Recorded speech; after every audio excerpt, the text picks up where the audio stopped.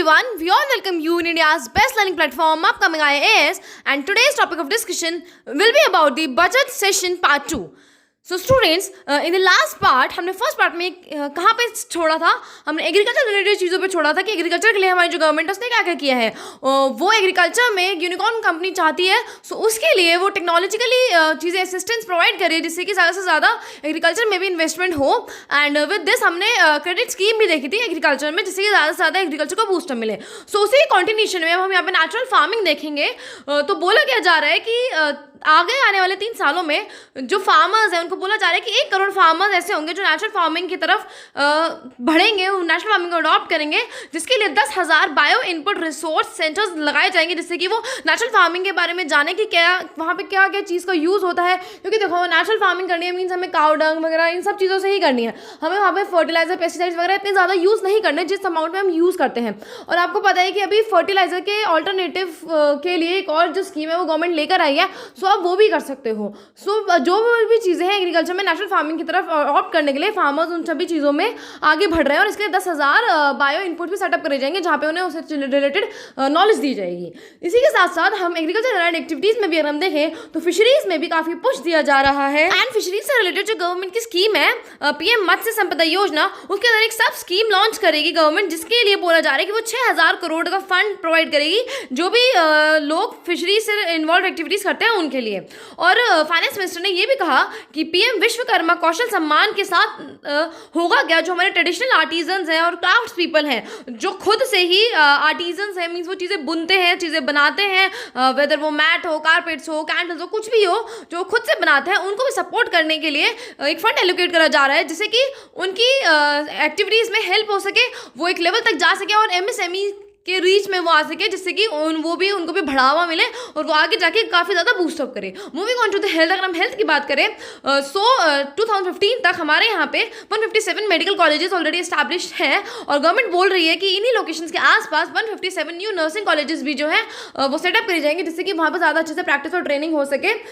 इसके साथ साथ सिकल सेल एनीमिया को बोला जा रहा है कि 2047 तक सिकल सेल एनीमिया को बिल्कुल ही खत्म करना है। ये एक मिशन हमारी गवर्नमेंट के द्वारा चलाया गया है। एंड फार्मास्यूटिकल्स पे भी काफ़ी ज़्यादा ध्यान दिया जा रहा है। हमारी गवर्नमेंट फार्मास्यूटिकल्स के लिए एक प्रोग्राम लेकर आई जिसमें वो रिसर्च और इनोवेशन को प्रमोट करेगी जिससे कि ज़्यादा से ज़्यादा लोग जो है वो फार्मास्यूटिकल्स में जो मेन ड्रग होता है ना उसका पहचान सके कि कौन सा ड्रग क्या डिसीज़ को कब करने के काम करता है। जैसे हम PCM लेते हैं फीवर के लिए, लेकिन हम डोलो बार भी ले लेते हैं। सो इसीलिए ही और इन सब में रिसर्च और इनोवेशन करने के लिए बोला जा रहा है फार्मास्यूटिकल्स के लिए जिससे कि ज़्यादा से ज़्यादा उसका बढ़ोतरी हो और इसे एक सेंटर फॉर एक्सीलेंस दिया जाए। और हम हेल्थ की बात करें तो हम ये भी देख लेते हैं कि हेल्थ में इस बार कितना है जो एक्सपेंडिचर है उसकी क्या हालत है। सो 1.4% ऑफ GDP हेल्थ में पहले एक्सपेंडिचर था, अब वो 2.1% हो चुका है जो कि काफ़ी अच्छी चीज़ है कि काफ़ी इंक्रीज हुआ है।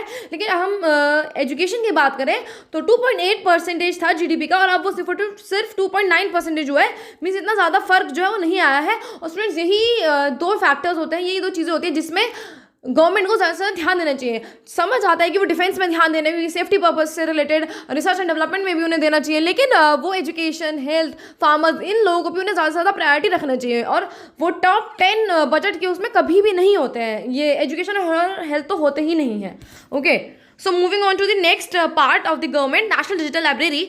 उन्होंने बोला क्या है कि कोविड के दौरान, पैंडेमिक के दौरान काफ़ी ज़्यादा स्टूडेंट्स की लाइफ को लॉस हुआ था, इसलिए वो एक डिजिटल लाइब्रेरी बनाना चाह रहे हैं नेशनल लेवल पे जिसके अंदर वो चिल्ड्रन और एडोलसेंट्स दोनों के लिए ही होगा। जो भी लर्निंग लॉस हुआ है उसको वो उससे ओवरकम कर सकें। और उसके साथ साथ ये भी कहा जा रहा है कि फिजिकल मोड में जो भी सारी लाइब्रेरीज हैं या फिर जो भी नेशनल बुक ट्रस्ट या फिर चिल्ड्रन बुक्स ट्रस्ट है उनको भी ज़्यादातर बढ़ोतरी दी जाएगी जिससे कि लोगों में एक रीडिंग हैबिट डेवलप कर दी जाए, उनमें एक रीडिंग कल्चर डेवलप हो जाए। क्योंकि कोविड के टाइम में सभी चीज़ें जो थी ना वो फीकी पड़ गई थी, चाहे वो जॉब से रिलेटेड हो, पढ़ाई से रिलेटेड हो, सारी चीज़ें फीकी पड़ गई थी। इसीलिए ही रीजनल लैंग्वेजेस में और इंग्लिश में भी काफ़ी सारी जो बुक्स हैं वो फिजिकल लाइब्रेरीज के मोड में अवेलेबल कराई जा रही हैं। सभी चीज़ों को देखते हुए हम अब ट्राइबल के बारे में देखते हैं। जो ट्राइबल ग्रुप्स हैं उनके लिए भी जो हमारी गवर्नमेंट है वो काफ़ी काम कर रही है। उसके लिए उन्होंने बोला है कि वो आगे आने वाले 3 साल में 15,000 करोड़ रुपीज़ जो है वो खर्च करेगी प्राइमेटिव वल्नरेबल ट्राइबल ग्रुप्स के लिए। और ये वो ग्रुप्स होते हैं स्टूडेंट्स जो आपने देखा होगा ना ज़्यादातर फ्लाईओवर के नीचे जो भी फैमिलीज रह रही होती हैं, उन सभी लोगों के लिए ये बेसिक इम्यूनिटीज़ उन्हें प्रोवाइड करना चाहते हैं कि उन्हें एटलीस्ट वहाँ पे पीने का साफ पानी मिले और जो भी बेसिक इम्यूनिटीज़ होती है मीन्स वो शेल्टर में रहे, घर में रहे, ये सारी चीज़ें जो है गवर्नमेंट प्रोवाइड करवाएगी। और तो इसके लिए उनका मिशन है, उनकी स्कीम है कि वो आने वाले 3 सालों में 15,000 करोड़ रुपए इसके लिए एलोकेट करेगी। सो ट्राइबल की बात करें तो हम एकलव्य मॉडर्न स्कूल्स के बारे में बात कर लेते हैं। स्टूडेंट्स, ये वो स्कूल्स हैं जिसमें ट्राइबल स्टूडेंट्स जो है वो एजुकेशन लेते हैं, और ऐसे 740 स्कूल्स हैं ऑल ओवर इंडिया जिसके अंदर 3.5 लाख ट्राइबल बच्चे पढ़ते हैं। सो हमारी फाइनेंस मिनिस्टर ने क्या अनाउंस किया है कि इन द नेक्स्ट 3 ईयर, आने वाले 3 सालों में हम क्या करेंगे कि जो एकलव्य मॉडल स्कूल होते हैं इनके अंदर 38,800 टीचर्स एंड सपोर्ट स्टाफ इन सभी 740 स्कूल्स में एलोकेट कराया जाएगा, जिससे कि ज़्यादा से ज़्यादा उन स्टूडेंट्स पे ध्यान दिया जा सके, और जो भी बेसिक चीज़ें हैं या फिर बेसिक स्किल्स हैं एजुकेशन के साथ साथ उन्हें स्किल्स भी दी जा सके, जिससे कि वो आगे चल के हमारे इकोनॉमी में और हमारी ग्रोथ एंड डेवलपमेंट का पार्ट बन सके, और वो एक बड़े लेवल पर आ सके ट्राइबल स्टूडेंट्स भी। हम इसके आगे बढ़ते हुए रेलवे के बारे में बात करें। सो स्टूडेंट्स, रेलवे के बारे में इतना कुछ नहीं मेंशन है, लेकिन ये बताया गया है कि उसका जो कैपिटल आउटले है, मीन्स उसका जो बजट दिया जा रहा है वो 2.40 लाख करोड़ रुपीस दिया गया है रेलवेज के लिए, जो कि 2013 से अगर हम देखें तो वो 9 टाइम्स ज़्यादा है। और आपको पता है कि रेलवेज के लिए जो गवर्नमेंट है वो कुछ ना कुछ करती ही रहती है, क्योंकि ये उसके फेवरेट टॉपिक्स में से एक है। हाँ, हालांकि बजट में भी उसके बारे में नहीं गिवन है, लेकिन हमने ऑलरेडी ट्रेन से रिलेटेड, रेलवे से related, like Vande Bharat train हो गई, नेशनल हाइड्रोजन ट्रेन हो गई, इन सब के बारे में ऑलरेडी वीडियोस बनाया हुआ है। सो वो आप जाके देखना, तो आपको रेलवे से रिलेटेड काफ़ी नॉलेज मिलेगी। आगे चलते हुए हम ईज ऑफ डूइंग बिजनेस देखते हैं कि भाई अब हमें फॉरेन इन्वेस्टमेंट्स जो उसी पर तो ट्रैक करना है कि फॉरेन इन्वेस्टमेंट्स भी आए, और जो हमारे यहाँ पे डोमेस्टिकली भी ज़्यादा से ज़्यादा जो बिजनेस है वो सेटअप हो। तो इसके लिए क्या किया गया, 39,000 कंप्लाइंसेस को रिड्यूस करा जा रहा है, और 3400 ऐसे कुछ लीगल प्रोविजन है जिन्हें डीक्रिमिनलाइज किया गया है, जिसमें लॉ के अकॉर्डिंगली क्या होता था कि कुछ चीज़ों के लिए जेल हो जाती थी। तो ऐसे 3400 प्रोविजन को डीक्रिमिनलाइज कर दिया गया है। और जो भी बिजनेस सेटअप कर रहे हैं उनके लिए एक परमानेंट अकाउंट नंबर दिया जाएगा, पैन, जो सिर्फ और सिर्फ काफ़ी होगा एक कॉमन आइडेंटिफिकेशन के लिए, जो कि जो गवर्नमेंट एजेंसीज हैं अगर उन्हें कुछ आपके बारे में डिजिटली कुछ जानना है, या फिर जो भी सारे आपके रिकॉर्ड्स होंगे ना वो सारे एक ही चीज़ पे आ जाएंगे। सो आपको भी अपनी कंपनी से रिलेटेड इधर उधर जाने की कोई जरूरत नहीं होगी। सो स्टूडेंट्स, इसके बाद हम बहुत ज़्यादा इंपॉर्टेंट टॉपिक के बारे में बात करने वाले हैं, जो कि लैब ग्रोन डायमंड से काफ़ी न्यूज़ में भी है। सो हो क्या रहा है, हम डायमंड को आर्टिफिशियली लैब से प्रोड्यूस कर रहे हैं, जिसकी प्रॉपर्टीज तो सिमिलर होंगी नेचुरल डायमंड की तरह, सारी प्रॉपर्टीज वैसी होंगी, बस ये लैब में बनाया जा रहा है। और इसके प्रोडक्शन के लिए, और जिससे कि ज़्यादा से ज़्यादा इसकी सेल्स हो, इसकी डिमांड ज़्यादा से ज़्यादा बढ़े, इसके लिए जो गवर्नमेंट है वो इसे इंकरेज कर रही है। और लैब ग्रोन डायमंड्स जो है उसमें ज़्यादा से ज़्यादा रिसर्च एंड डेवलपमेंट हो, उसके लिए काफ़ी ज़्यादा एरियाज़ में उन्हें लैब प्रोवाइड करी जा रही है, जिससे कि होगा क्या, देखो पहली बात तो इसकी बहुत ज़्यादा डिमांड है, ये बहुत ज़्यादा पोटेंशियल रखता है डोमेस्टिक मार्केट्स में, साथ साथ एक्सपोर्ट मार्केट्स में भी। दूसरी बात है कॉस्ट इफेक्टिव होगा, जो एक्चुअल डायमंड्स आते हैं वो काफ़ी ज़्यादा कॉस्टली होते हैं, लेकिन ये कॉस्ट इफेक्टिव होगा, तो जो अपर मिडिल क्लास वाले लोग होते हैं वो भी इसे खरीद सकते हैं। ओके, इसके साथ साथ वो और क्या काम कर रहे हैं, उन्होंने कस्टम ड्यूटी में रिडक्शन करी है, जिससे कि जो भी आपको लैब ग्रोन डायमंड्स वाले एरिया के लिए जो भी आपको रॉ मटेरियल मंगाना है उसमें कस्टम ड्यूटी रिडक्शन, सभी चीज़ों में कस्टम ड्यूटी को रिडक्शन नहीं किया गया, सिर्फ और सिर्फ इस चीज़ को सपोर्ट करने के लिए ही कस्टम ड्यूटी में रिडक्शन करा जा रहा है। Moving on to the green hydrogen mission, student इसके बारे में हम आपको ऑलरेडी वीडियो प्रोवाइड करवा चुके हैं, सो मैं यहाँ पर डीप में नहीं पढ़ाऊंगी, बस इतना बता दूंगी कि 19,700 करोड़ का बजट जो है वो नेशनल ग्रीन हाइड्रोजन मिशन के लिए दिया जा रहा है हमारी गवर्नमेंट के द्वारा, जिससे कि कार्बन इंटेंसिटी जो है ना वो लो हो सके, हमारे इन्वायरमेंट में हम कार्बन रिडक्शन कर सके, और जो भी फॉसिल फ्यूल को हम इंपोर्ट करते हैं उसको उसकी डिपेंडेंसी पे हम ना रहे, फॉसिल फ्यूल्स को इंपोर्ट ना करें, हम हाइड्रोजन के थ्रू सारी की सारी चीज़ें करें। और हाइड्रोजन जो है वो एक रिन्यूएबल सोर्स ऑफ एनर्जी से बनाया जा सकता है, इसलिए हमें जो हमारी इंपोर्ट डिपेंडेंसी है वो भी कम होगी। ओके, और 2030 तक 5 मिलियन मेट्रिक टन का प्रोडक्शन हम कर लेंगे हाइड्रोजन का, ये हमारा एनुअल टारगेट है।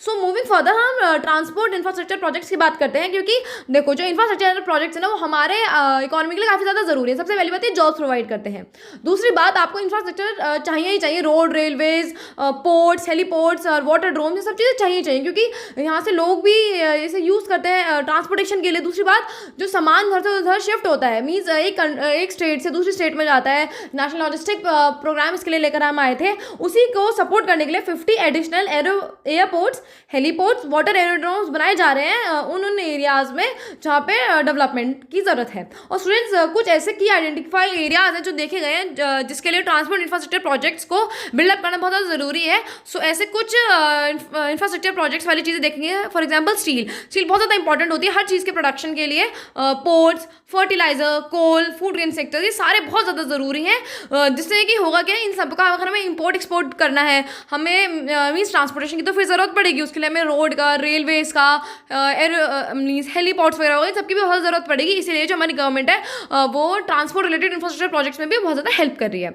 मूविंग फर्दर, हमारी जो गवर्नमेंट है वो ये कोशिश कर रही है कि सभी लोगों को जॉब्स मिल सके, एम्प्लॉयमेंट जनरेशन ज़्यादा से ज़्यादा हो, जिससे कि हमारी इकोनॉमी में भी कंट्रीब्यूट हो। क्योंकि हमारी जीडीपी तो हर साल बढ़ रही है, लेकिन फिर भी ग्रोथ नहीं हो रहा है, इंक्लूसिव ग्रोथ नहीं है, क्योंकि लोगों को जॉब नहीं मिल रही, जॉब जनरेशन नहीं हो रहा है। तो इसी के लिए वो प्रधानमंत्री कौशल विकास योजना 4.0 लेकर आई है, मीन 4.0 लेकर आई है, जिसमें वो क्या करेगी, 30 new skill India international centres को डेवलप कर रही है। कहाँ पे अलग अलग स्टेट्स में वो सेटअप करेगी, जिससे कि इंटरनेशनल अपॉर्चुनिटीज़ के लिए भी हम अपने यूथ को स्किल्स प्रोवाइड कर सकें। अभी तक तो सिर्फ और सिर्फ हमारे डोमेस्टिकली ही वो कुछ ना कुछ एम्प्लॉयमेंट जनरेट कर रहे थे, लेकिन हम उन्हें ऐसी स्किल प्रोवाइड करेंगे जिससे कि वो इंटरनेशनल अपॉर्चुनिटीज़ भी उन्हें मिल पाए। इसके साथ हम टूरिज्म सेक्टर की बात करें तो आप सभी को पता होगा कि टूरिज्म सेक्टर जो हमारी इकोनॉमी के लिए कितना ज़्यादा इंपॉर्टेंट होता है। सो इसीलिए 50 टूरिस्ट डेस्टिनेशंस जो है वो all over the India setup करी जाएंगी, जिससे कि डोमेस्टिक टूरिज्म भी बढ़े और इंटरनेशनल टूरिज्म भी बढ़े, हमारी इकोनॉमी में कॉन्ट्रीब्यूशन हो। सो स्टूडेंट्स, आई नो कि सेशन थोड़ा लंबा हो रहा है, बट ये बजट की लास्ट क्लास है, पार्ट 2 है ये, इसलिए हम आपको डिटेल एनालिसिस प्रोवाइड कर रहे हैं। इसके बाहर कुछ भी नहीं बचेगा। सो हम रिवैम्प क्रेडिट गारंटी स्कीम के बारे में बात करते हैं। एमएसएमई को सपोर्ट करने के लिए है, और उनके जो कॉस्ट क्रेडिट होती है, मीन्स लोन बांटने में उनको 1% रिडक्शन मिली है इंटरेस्ट में, और 2 लाख करोड़ रुपीज़ का उनको क्रेडिट दिया जाएगा कोलेटरल फ्री। मीन उससे कुछ भी चीज़ जो है, ना ही कोई घर, ना ही कोई भी ज़मीन कागजात उनके उसके बदले में रखे जाएंगे। और 9,000 करोड़ रुपीज़ तो ऑलरेडी जो है वो 1 अप्रैल 2023 से एमएसएमई के सपोर्ट के लिए, क्रेडिट के लिए दिए जा चुके हैं, लेकिन वो कोलेटरल फ्री नहीं होंगे। जो 2 लाख करोड़ रुपीज़ है वो कोलेटरल फ्री वाले में आएंगे। और जो एमएसएमई की इंपॉर्टेंट बात यह है कि ये भी काफ़ी ज़्यादा बूस्टअप हो रहा है, रिकवर कर रहा है पैंडेमिक के लॉस से। और अगर एमएसएमई स्कीम से रिलेटेड और जाना है तो चैनल पे ऑलरेडी वीडियो अपलोड हो चुका है, आप उसको भी जाके एक बार पढ़ना। मूविंग फर्दर, हम वन डिस्ट्रिक्ट वन प्रोडक्ट की बात कर लेते हैं। So one district one product को प्रमोट करने के लिए स्टेट्स जो है वो यूनिटी मॉल सेटअप करेंगे, जिसके अंदर सिर्फ और सिर्फ वही प्रोडक्ट्स अवेलेबल होंगे जो आर्टिजन्स के द्वारा और क्राफ्ट्समैन के द्वारा बनाए गए होंगे, और वो उनके एक डिस्ट्रिक्ट का एक ही प्रोडक्ट होगा, जिससे कि उसको ज़्यादा से ज़्यादा प्रमोट किया जाए और वो पूरे नेशनल वाइड जो उसकी इंपॉर्टेंस हो। सो हम लास्ट में एक फाइनेंशियल सेक्टर के बारे में भी देख लेते हैं अपने मैक्रो इकोनॉमिक एनवायरमेंट्स को पढ़ने से पहले। सो फाइनेंशियल सेक्टर में काफ़ी सारी चीज़ें जो है वो गवर्नमेंट के द्वारा करी गई है, like national financial information registry को सेटअप किया गया है, एंड CDPC जो प्रोसेसिंग सेंटर्स है उन्हें बनाया जा रहा है। इसके साथ साथ महिला सम्मान बचत पत्र जो है उसको भी, उसमें भी ज़्यादा इंपॉर्टेंट उसे दी गई है। और बेनिफिट्स फॉर सीनियर सिटीजन जो है उसके अंदर भी जो सीनियर सिटीजन की सेविंग्स थी वो पहले 15 लाख रुपीज़ तक हो सकती थी, अब वो 30 लाख तक बढ़ा दी गई हैं। और काफ़ी सारे और इनिशिएटिव्स भी जो है फाइनेंशियल सेक्टर में लिए गए हैं, वो इस स्लाइड में आपको गिवन है, आप पॉज करके फिर स्क्रीनशॉट लेके आप आराम से इसको पढ़ना। सो अब हम मैक्रो इकोनॉमिक एनवायरमेंट्स के बारे में बात कर लेते हैं। मीन्स हमारा फिस्कल डेफिसिट कितना था, रेवेन्यू एक्सपेंडिचर, कैपिटल एक्सपेंडिचर, इसके बारे में हम डिटेल में समझेंगे। तो सबसे पहले अगर हम कैपिटल एक्सपेंडिचर के बारे में समझे तो स्टूडेंट्स, कैपिटल एक्सपेंडिचर क्या होता है? उस चीज़ के पे खर्चा करना, मीन्स आपने खर्चा किया है, कुछ कैपिटल जनरेट किया, मीन्स आपने एसेट बनाए हैं, या तो जैसे आपने कोई इंफ्रास्ट्रक्चर प्रोजेक्ट्स बनाया, रोड, रेलवे, स्कूल्स, हॉस्पिटल्स, ये सारी चीज़ें अगर आपने बनाई है, कोई भी लैब्स, या फिर वो चीज़ें आपने बनाई है जो आपको इन फ्यूचर जो है वो आपको और वेल्थ जनरेट करके दे और वो आपको एसेट हो। सो ऐसे इसमें कैपिटल इंफ्रास्ट्रक्चर्स में कैपिटल एक्सपेंडिचर में काफ़ी ज़्यादा जंप देखा गया है। 2022-23 में अगर हम देखें तो अभी 7.5 लाख करोड़ रुपीज़ है, और आगे आने वाले टाइम में उसको 10 लाख कर दिया जाएगा। मीन्स काफ़ी ज़्यादा इसमें बूस्टअप करा जाएगा, और बाकी साल से कंपेयर करके आप देख भी सकते हैं कि इतना ज़्यादा वो इंक्रीज़ हो चुका है। कैपिटल एक्सपेंडिचर की अगर हम यूनियन गवर्नमेंट्स में देखें तो 4 टाइम्स इंक्रीज़ हुआ है 2016 के फाइनेंशियल ईयर से, जो कि काफ़ी ज़्यादा अच्छी बात है। क्योंकि अगर हम कैपिटल एक्सपेंडिचर में खर्चा कर रहे हैं, मीन्स हम एसेट्स बना रहे हैं, ऐसी चीज़ बना रहे हैं जो हमें आगे जाके वेल्थ जनरेट करके देगी। और इसी के साथ एक और इंटरेस्टिंग चीज़ ये भी देखने को मिली है कि जो बैंक्स का NPA होता था, मीन्स नॉन परफॉर्मिंग एसेट्स हो जाते थे, कि जो लोन उन्हें वापस नहीं आता था, वो भी अब रिड्यूस होता जा रहा है। मीन्स जो भी वो लोन ग्रांट कर रहे हैं उन्हें वापस आ रहे हैं, मीन्स बैंकिंग की कंडीशन भी जो है वो इम्प्रूव हुई है। सो मार्च 2020 से अगर हम देखें तो वो 8.2 था, लेकिन सितंबर 2022 में वो 5.0 हो चुका है। मीन्स ये भी काफ़ी ज़्यादा अच्छी बात है कि जो लोन बांटा जा रहा है वो फ्रूटफुल हो रहा है, अच्छी चीज़ों में इन्वेस्ट हो रहा है, और फिर वो वापस बैंक के पास भी आ रहा है। मूविंग फर्दर, हम फिस्कल डेफिसिट के बारे में देखेंगे। स्टूडेंट्स, फिस्कल डेफिसिट क्या है? एक साल के अंदर गवर्नमेंट ने जो खर्चा किया और जहाँ से पैसे कमाए, उसके बाद उसे लॉस हो रहा है या फिर वो फायदे में है। सो हमारी गवर्नमेंट जो है वो हमेशा हमें डेफिसिट होता है, क्योंकि जितना हम कमाते हैं, सपोज हमने 1000 रुपीज़ अर्न करे और खर्चा गवर्नमेंट ने कितना कर दिया, 1200 रुपये खर्चा कर दिया। तो 200 रुपये जो बचे वो हम कहाँ से लेकर आए, और वही होगा हमारा फिस्कल डेफिसिट। सो उसको भी जो है धीरे धीरे इंप्रूव करने की बात करी गई है कि हम फिस्कल डेफिसिट को कम करेंगे और जो 3.5% का जो स्लैब होता है उसके बीच में आएंगे। और हमारा अभी जो फिस्कल डेफिसिट है 2023-24 का वो बताया जा रहा है कि वो 5.9% होगा। इसीलिए फिस्कल कंसोलिडेशन की बात करी जा रही है कि एक साल में जितने भी बचत हो उसमें से हम कुछ सेविंग्स रख लें, और 2025-2026 तक बोला जा रहा है कि जो फिस्कल डेफिसिट का टारगेट है वो 4.5% से नीचे हो जाएगा और धीरे धीरे करके हम उसके स्लैब के बीच में आ जाएंगे। सो फिस्कल कंसोलिडेशन में primary deficit, revenue deficit, fiscal deficit में जो भी सारी चीजें हो रही है, फिस्कल कंसोलिडेशन की जो भी मैंने आपको चीजें बताई वो आप इस ग्राफ में देख सकते हैं। और अब हम कुछ उन चीजों के बारे में बात करेंगे जिसमें जो गवर्नमेंट है कि इनके आइटम्स में कस्टम ड्यूटीज को रिड्यूस किया है, जिससे ये जो हमारे एक्सपोर्ट्स है उसे बढ़ा सके। सो स्ट्रीम फीड्स पे उन्होंने कस्टम ड्यूटी को रिड्यूस किया है जिससे कि हमारा एक्सपोर्ट्स जो है वो इंक्रीज हो सके। और आपको पता है कि सिगरेट्स में तो हमेशा इंक्रीज कुछ ना कुछ टैक्स करते हैं, तो 16% तक हो चुका है सिगरेट्स पे टैक्सेस। और बाकी सारी चीज़ों के बारे में भी यहाँ पे मेंशन है कि किचन इलेक्ट्रिक चिमनीज में उन्होंने क्या किया है, कस्टम ड्यूटी को इंक्रीज किया है 7.5% से 15% तक वो हो चुकी है। गोल्ड बार्स में भी उन्होंने कस्टम ड्यूटीज को बढ़ाया, और बाकी सारी भी चीज़ें जो है वो यहाँ पे मेंशन है कि किस किस में क्या क्या चीज़ें बढ़ी हैं और घटी हैं। सो एट लास्ट हम टैक्सेस के बारे में देखते हैं। सो पर्सनल इनकम टैक्स की अगर हम बात करें, सो पहले क्या होता था कि 5 लाख रुपीज़ तक अगर आपकी इनकम है तो आपको टैक्स रिबेट मिलती थी, आप टैक्स नहीं पे करेंगे। और 5 लाख से ज़्यादा है तो उसके बाद आप अकॉर्डिंगली जो भी प्रोविजन है उसके अकॉर्डिंगली आप टैक्स पे करेंगे। लेकिन हमें 5 लाख से इंक्रीज करके 7 लाख कर दिया गया है कि अगर आपकी 7 लाख इनकम है साल की, तो आप जब तक आप टैक्स रिबेट मिलेगी उसके बाद ही आप टैक्स पे करेंगे। सो हम न्यू और एग्जिस्टिंग रिजाइम्स देखते हैं टैक्स के क्या होता था। सो अब इस स्लैब में देख सकते हैं, इसमें बताया गया है कि अगर 5 लाख रुपीज़ तक की इनकम थी तब तक आपको टैक्स रिबेट मिलेगी, आपको पे नहीं करना है। लेकिन 5 to 7.5 लाख के बीच में है तो आपको 10% टैक्स पे करना है, 10 से 12.5 लाख के बीच में है तो 20% टैक्स पे करना है, एंड 15 लाख से अबव है तो 30% आपको टैक्स पे करना है। लेकिन अब जो न्यू टैक्स रिजाइम है इसमें भी कुछ रिवाइज्ड टैक्स स्लैब्स आए हैं, जो कि मैंने आपको बताया कि पर्सनल इनकम अगर आपकी 7 लाख रुपीज़ तक है तो आपको टैक्स रिबेट मिलेगी, आपको टैक्स पे नहीं करना है। लेकिन अगर जैसे ही आपकी जो पर्सनल इनकम है वो 7 लाख से बढ़ी, मीन्स अगर आपकी साल की इनकम 7,20,000 हो गई, सपोज एग्जांपल करो, सो आपको अब उस पे 3 लाख तक तो कोई टैक्स पे नहीं करना। लेकिन 3 लाख से ऊपर 3 to 5 लाख तक आपको उस पर 5% टैक्स पे करना है, और 6 लाख से 9 लाख तक आपको 10% टैक्स पे करना है under the new tax regime. Then 12 lakh से 15 लाख तक आपको 20% टैक्स पे करना है, और 15 लाख के अबव आपको 30% आपको टैक्स लगेगा जितनी भी आपकी इनकम होगी उसके अकॉर्डिंगली। सो आपको स्टूडेंट समझ आया? यहाँ पे कंफ्यूज मत होना कि ये इसमें दिया हुआ है कि 3 लाख तक नहीं ला उसके बाद आपको 5% टैक्स देना है। ये आपको 5% टैक्स तब देना है 3 लाख रुपए से ऊपर जब आपकी इनकम जो है वो 7 लाख से ज़्यादा हो चुकी है। अगर आपकी इनकम 7 लाख तक ही है तो आपको कोई टैक्स नहीं पे करना है। ओके, इसलिए मैंने आपको 7,20,000 रुपीज़ का एग्जाम्पल लेके समझाया था। सो इसके अगर हम उन इनकम की बात करें जो 5 करोड़ रुपीज़ से अबव है, जो कि बहुत ज़्यादा बड़ी कंपनी है, तो उसमें सरचार्ज भी उनसे लिया जाता है जो कि 37% था, लेकिन अब उसे रिड्यूस करके 25% कर दिया गया है न्यू टैक्स रिजाइम में। हम डायरेक्ट टैक्स प्रपोजल्स देखें तो उसके अंदर काफ़ी सारे जो कंप्लाइंसेस रिड्यूस किया गया है, और जो एंटरप्रेन्योरल स्पिरिट है उसको प्रमोट करने के लिए काफ़ी ज़्यादा टैक्स रिलीफ दिया गया है सिटीजन्स को, जो कि आपके सामने गिवन है। इसमें रिटर्न्स भी बताया गया है कि अगर आप जो है टैक्स रिबेट में आते हैं, अगर आपकी इनकम जो है वो 7 लाख रुपीज़ से कम है और आप टैक्स रिबेट्स में आते हैं, तो भी आपको रिटर्न फाइल करनी है और आपको बताना है कि आपका कहाँ खर्चा हुआ। सो वो सारी चीज़ें आपको शो करनी है। इसलिए सिटीजन्स को भी टैक्स रिलीफ देने के लिए उन्होंने काफ़ी सारे जो डायरेक्ट टैक्स प्रपोजल्स हैं वो दिए हैं। हम फॉरेन एक्सचेंज रिजर्व्स के बारे में बात करें और हम CPI और WPI की बात करते हैं, तो सबसे पहले हम फॉरेन एक्सचेंज रिजर्व्स के बारे में देखेंगे। तो जो हमारा फॉरेन रिजर्व है वो काफ़ी ग्रो हुआ है, काफ़ी अच्छा उसमें दिखा रहा है, और इस बार का हमारे पास 563 फॉरेक्स रिजर्व्स हैं $1 बिलियन में ऑब्वियसली। एंड हमारे पास 9 मंथ्स के लिए इंपोर्ट करने के लिए सफिशिएंट फॉरेक्स रिजर्व्स है, मीन्स हमारे यहाँ पे पाकिस्तान और श्रीलंका जैसी हालत जो नहीं होगी। और हम इन्फ्लेशन में बात करें तो जो WPI है उसे आप छोड़िए, आप CPI देखिए, क्योंकि हमारे लिए CPI इंपॉर्टेंट है। उसमें भी हमने अब काफ़ी हद तक क्या किया है, मीन्स रिडक्शन किया है, वो अब नीचे जा रही है, क्योंकि अब हमने इन्फ्लेशन को कंट्रोल करने के लिए काफ़ी सारी जो मीन्स RBI वगैरह उन्होंने पॉलिसी रेट्स को हाइप किया था, तो अब इन्फ्लेशन जो है इससे ज़्यादा नहीं बढ़ेगी, ये हमारी RBI वगैरह ने कहा था। इसीलिए अब इन्फ्लेशन में सिर्फ रिडक्शन ही होगा। स्टूडेंट्स, अब हम बहुत ज़्यादा इंपॉर्टेंट चीज़ देखते हैं कि जो बजट है, मीन्स पैसा कहाँ से आ रहा है, हमने एक साल में पैसा खर्च किया, किन किन चीज़ों में पैसा खर्च किया और किन किन चीज़ों से पैसा आया। सो हम उन एरियाज़ को भी तो देखें कि पैसा कहाँ से आ रहा है।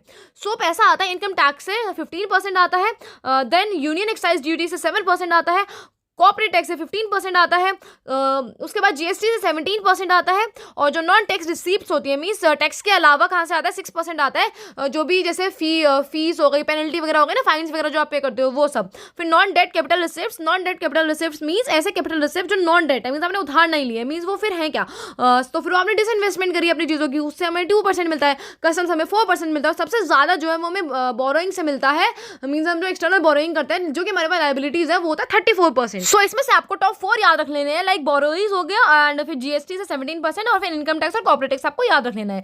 अब हम देखते हैं कि जो गवर्नमेंट है उस पैसे को कहाँ का यूज करती है जिससे कि उनके ऊपर इतना ज़्यादा एक्सटर्नल बोरोइंग्स है। तो सबसे पहले 20% पैसा जो है वो इंटरेस्ट की पेमेंट में ही चला जाता है, मीन्स जो एक्सटर्नल बोरोइंग करी थी उसकी बोरोइंग वापस नहीं करी है, अभी सिर्फ और सिर्फ उसका इंटरेस्ट वापस किया है, उसी में 20% पैसा जो है हमारा चला जाता है। फिर काफ़ी सारी स्कीम्स जो है वो गवर्नमेंट के द्वारा चलाई जाती है, centrally sponsored scheme and centre sectoral schemes, उसके अंदर भी 9% एंड 17% पैसा जो है वो हमारा चला जाता है। देन बहुत सारी सब्सिडीज हो गई, वो भी हमारी गवर्नमेंट के द्वारा प्रोवाइड करी जाती है, उसमें 7% चला जाता है, पेंशन में 4% चला जाता है, और फिर जो सेंट्रल और स्टेट्स के बीच में टैक्स का डिवीजन होता है उसमें भी काफ़ी ज़्यादा पैसा चला जाता है, और बाकी सारे जो भी और प्रोविजन है वो आप यहाँ पे देख सकते हैं। आगे बात करेंगे रेवेन्यू रिसिप्ट और कैपिटल रिसिप्ट के बारे में। सो 2022 वाले फाइनेंशियल ईयर्स में अगर हम देखें तो रेवेन्यू रिसिप्ट हमारा 21.7% था, और 2024 में हमारा रेवेन्यू रिसिप्ट 26.3% हो जाएगा, okay, which is a good thing. अब हम कैपिटल रिसिप्ट्स की बात करें तो 2022 ईयर्स वाले में अगर हम कंपेयर करते हैं तो 16.2% है, लेकिन 2024 में मीन्स आगे आने वाले टाइम में वो 18.9 टाइप हो जाएगा, जो कि हमारे लिए एक इंपॉर्टेंट बात है, और इन्हीं सभी चीज़ों पे हमें फोकस करना है मैक्रो इकोनॉमिक एनवायरमेंट पे। सो लास्ट में हम revenue expenditure and capital expenditure की अगर हम बात करें, रेवेन्यू एक्सपेंडिचर मीन्स कहाँ पे उन्होंने रेवेन्यू से रिलेटेड खर्चा कर दिया। सो 32.0 2022 का प्रोविजन था, मीन्स उसका आंकड़ा था, एंड 2024 में वो 35.0 होने वाला है। वहीं हम इफेक्टिव कैपिटल एक्सपेंडिचर की बात करें तो 2022 में 8.4% था, और अब वो 13.7 होने वाला है नेक्स्ट में। स्टूडेंट्स, इनके सभी की मीनिंग्स मैं आपको ऑलरेडी समझा चुकी हूँ, रेवेन्यू एक्सपेंडिचर क्या होता है, कैपिटल एक्सपेंडिचर क्या होता है, फिजिकल डेफिसिट क्या होता है, वो सारी चीज़ें हम ऑलरेडी डिस्कस कर चुके हैं। अब हम लास्ट में क्लास सेशन को एंड करने से पहले ये देखेंगे कि किन किन एरियाज में कितना कितना बजट एलोकेट किया गया, और टॉप 5 या टॉप 10 में कौन सी मिनिस्ट्रीज है। So ministry of defence first number पे 5.94 lakh crore, then ministry of road transport and highways 2.70, then Ministry of Railways 2.41 lakh crores, then Ministry of Consumer Affairs, Food and Public Distribution 2.06, जो कि हमारी government free खाना provide करवाती है। Then home ministry को provide किया गया है 1.96 लाख करोड़। सो बाकी सारे भी जो है यहाँ पे टॉप 10 दिए गए हैं, जिसमें से आप देख सकते हैं एजुकेशन और हेल्थ जो है वो कहीं कहीं तक भी दूर तक नहीं है। तो जिन चीज़ों पे इन्हें फोकस करना चाहिए उन पे फोकस ना करके कुछ ऐसी चीज़ों पर भी फोकस कर रहे हैं जो इनको लगता है कि सिर्फ और सिर्फ इनका पॉलिटिकल मूव हो सकता है। सो कुछ प्रोग्राम्स के बारे में बात करते हैं कि अभी 2022-23 वाले फाइनेंशियल ईयर में उनकी क्या कंडीशन थी, और हम नेक्स्ट ईयर में कितना बजट उनको एलोकेट करने जा रहा है, या फिर कितने क्या क्या चीज़ें उस प्रोग्राम के अंदर होने वाली हैं। सो जल जीवन मिशन के बारे में बात करें तो 60,000 जो फंक्शनल टैब्स होते हैं वो लगाए गए थे, अब 70,000 हो जाएगा उसका नंबर जो है। फिर प्रधानमंत्री आवास योजना की अगर हम आंकड़े को देखें तो 2022-23 वाले ईयर्स में मीन्स पिछले साल 48,000 तक थे, अब वो अगले साल 79,590 होने वाला है। मीन्स यहाँ पे जितने भी जो भी इंपॉर्टेंट प्रोग्राम्स हैं उन सभी के आंकड़े दिए हुए हैं, आप इसको अपनी नोटबुक में नोट करा, काफ़ी ज़्यादा इंपॉर्टेंट हो सकते हैं।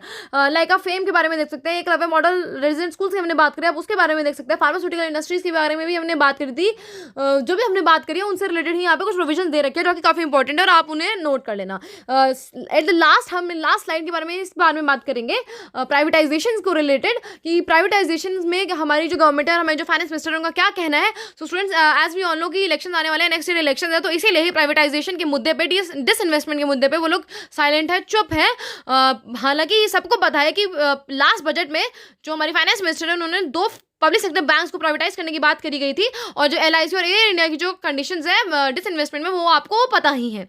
लेकिन इस बार के बजट में उन्होंने प्राइवेटाइजेशन वाले सेक्टर को टच नहीं किया है, इनका सिर्फ और सिर्फ ये पॉलिटिकल मूव ही है और कुछ नहीं। So students, with this we will end our session here, do share it with your friends so that उनको भी प्रीलिम्स बूस्टर सीरीज का फायदा मिल सके, एंड यहाँ तक सिर्फ और सिर्फ वो सिंसियर स्टूडेंट्स ही रुके होंगे इतनी देर तक सेशन में। So thank you so